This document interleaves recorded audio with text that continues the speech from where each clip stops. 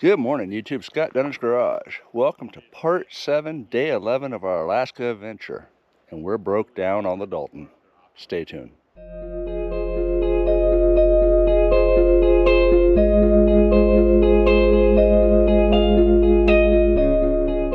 So thanks for sticking with us. This is what's going on. Recap from last week's video. We made it up to Dead Horse, but we broke the suspension, ripped it off the frame on the outbound trailer. We were able to get it fixed, but on the way down back to Fairbanks, we had another issue. About an hour north of Coldfoot, we noticed the suspension ripped off the frame on the other side. So by the time we got it to Coldfoot, the welds that were done in Dead Horse broke. There's really not much holding the axle in place on that trailer right now. So this morning's plan, we're gonna head to Coldfoot. We're about 5 minutes from there. We're gonna see what they're gonna charge to rent us a welder and sell us some scrap metal and a couple pieces of hardware. See if we can patch that and get back to Fairbanks. Or we're gonna leave the trailer in Coldfoot, drive 250, 260 miles to Fairbanks to buy supplies, drive back up here and try to fix it ourselves in a campground. And if that wasn't interesting enough, I noticed the tongue on the trailer I'm towing, the sunny side, has a little bit of a bend to it. All right, back underneath the trailer, this is what we're coming up with. On the passenger side, we were able to get some angle. We're gonna clean it up, bolt it to the frame here, and widthwise and lengthwise to hold it in place, and then bolt the suspension bracket back to that. I could weld it. I'm just confident that whatever I weld here in the field will make things worse when it goes time to fix it back home.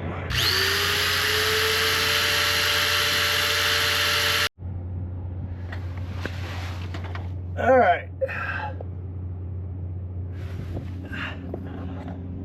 One side's patched. Now to uncluster this one.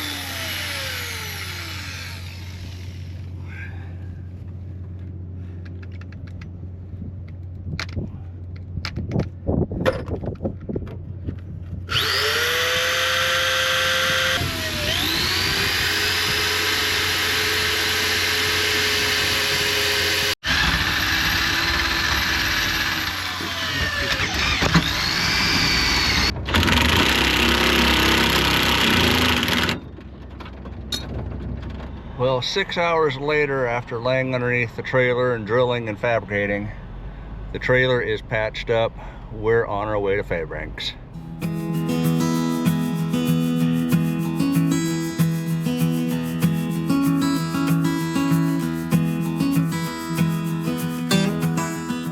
So Randy stopped to double check, make sure the bolts were looking good from our patch job, and notice we blew out a window in the camper. Woohoo! Let's check this out. With there being no way to actually fix this on the trail, we opted for damage control. Fortunately, we had duct tape. So we cleaned off the window on the outside and the inside, made sure everything was good and clean, took the duct tape and taped it from the outside and the inside, leaving what glass was still there in place, creating almost like a taped glass sandwich. And this should hold and keep everything dry.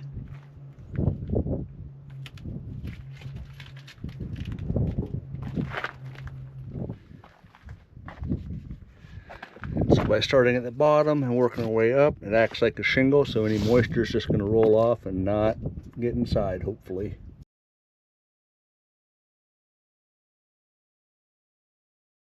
Good evening, YouTube. Welcome to day 12. Yeah, we didn't do much filming today. We had other things going on. Let's start this story on how the rest of the evening went after fixing the camper in Coldfoot. We loaded up and headed south into Fairbanks. When I stopped for gas at the Yukon, I realized my credit card was still in Coldfoot. So I had to drive back 120 miles, 3 hours to Coldfoot to pick up my credit card. Then 5 hours south to get back here. So I didn't get into Fairbanks until 4 in the morning. So the wife and I talked on the phone and we agreed that I was going to get a hotel for tonight and get laundry and a hot shower after spending 6 hours laying in the dirt working on the camper. I headed over to where Randy was camping, let him know what was going on, and then I was going to add one last bolt to his fenders that I hadn't put back on yet.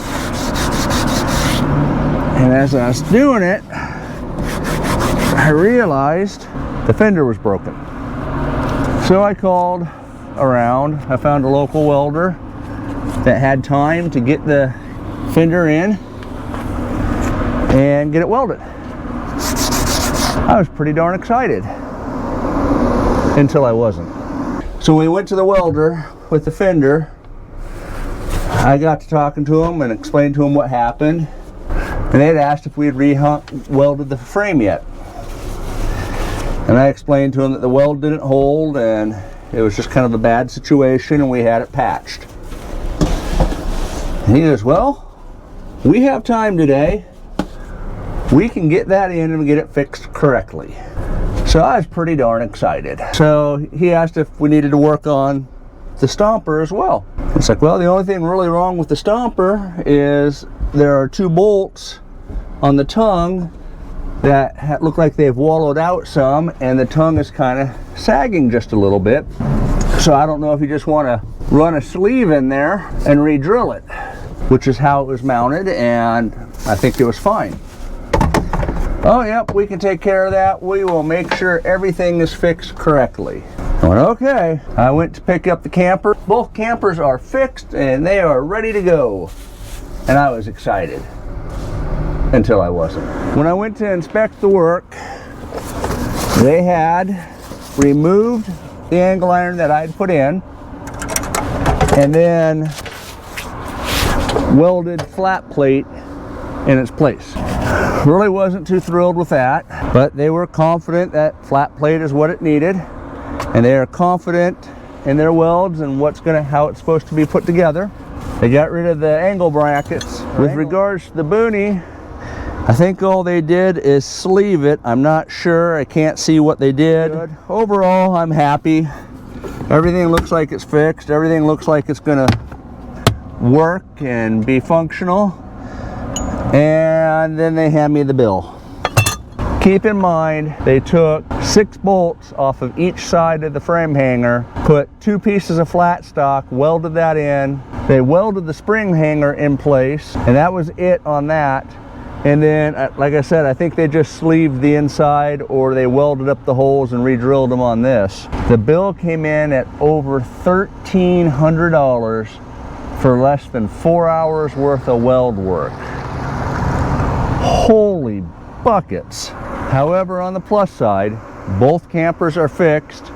On my way back up to Coldfoot, they had put some fresh wet tar and I sprayed the Jeep and the camper. So yeah, I gotta spend some time taking care of that.